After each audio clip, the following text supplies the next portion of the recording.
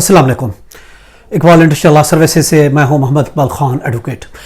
आज का जो हमारा लीगल लेक्चर है वो है when issuance of the cheque become crime, कि किस वक्त एक चेक जो हम इशू करते हैं वो एक जुर्म बन जाता है। देखिए आज कल के रोज़मर्रा के ज़िंदगी में बिजनेस हो या पर्सनल लेन देन हो, हम कैश की बजाय चेक इशू कर देते हैं कि ये लें, ये चेक लें, अपनी पेमेंट ले लें बैंक से या जाके अपने अकाउंट में जमा करा दें। तो इस तरीके से हम पेमेंट करते हैं थ्रू, और वैसे भी कानून यही है कि 50,000 से अबव अगर हम किसी को पेमेंट करते हैं through proper channel through banking हमें पेमेंट करनी होती है, या फिर कोई हैवी इतनी अमाउंट होती है जो कि पॉसिबल नहीं होती, तो हम चेक इशू कर देते हैं। वो या तो खुद ही कैश का चेक दे देते हैं, चले जाएं जाके किसी के नाम दे देते हैं, जहाँ आप बेरर भी दे देते हैं कि जाकर आप कैश करा लें, या फिर हम उसको स्पेसिफिकली हम उसको पे अकाउंट के लिए हम इसको दे देते हैं, क्रॉस करके चेक दे देते हैं कि आप जाके अकाउंट में पेमेंट ले लें। तो देखें, हम ये देख रहे हैं कि चेक इशू करना समटाइम एक जुर्म बन जाता है। वो किन सूरतों में जुर्म बनता है? देखिए, किसी को खाली हम पेमेंट के लिए कोई लेन देन है कि चेक दे देते हैं, खाली किसी को चेक अगर हम दे देते हैं तो ये कोई जुर्म नहीं है। सावधान, कोई एब्लिगेशन है हमारी, हमने पेमेंट करनी है, उसके बदले में चेक दे दिया। किसी को खाली महज चेक देना, this is not a crime. लेकिन अब इसी तरीके से अगर आप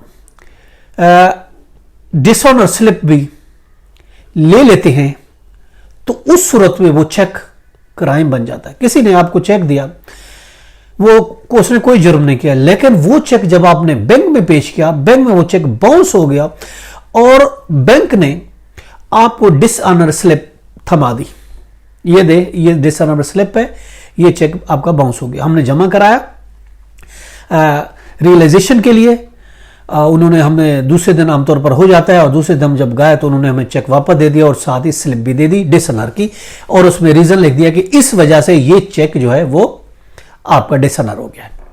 अब जब डिसऑनर चेक होता है तो उसके साथ बैंक स्लिप इशू करता है, तो उस वक्त क्राइम बन जाता है, एक जुर्म बन जाता है। अब उस जुर्म के लिए ये भी आपको साबित करना है कि ये जो चेक दिया गया था ये बदनीयती भी दिया गया था।